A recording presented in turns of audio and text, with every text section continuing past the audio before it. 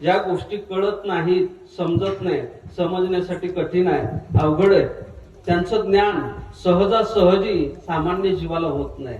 आपण ज्ञान करून घेण्याचा प्रयत्न करतो. सर्वजण प्रयत्नशील आहेत ज्ञान मिळवण्यासाठी. जगामध्ये मुंगीपासून ब्रह्मदेवापर्यंत प्रत्येक जीवाची जी वाटचाल आहे ना, ती वाटचाल ज्ञानाच्या दिशेने असलेली आपल्याला पाहायला सापडते. अज्ञानाच्या दिशेनं कोणीच जात नाही.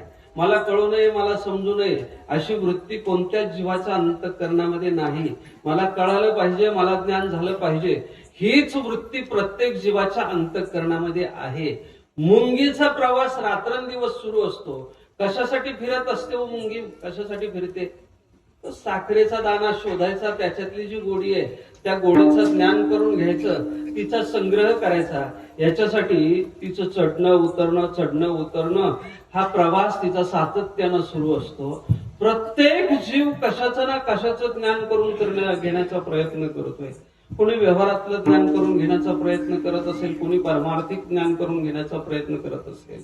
पण ज्ञानाच्या दिशेनं वाटचाल असलेल्या जीवाचं दुर्दैव असं आहे, ज्या गोष्टीचं ज्ञान जीवाला व्हायला पाहिजे ना, त्या गोष्टीचं ज्ञान जीवाला सहजासहजी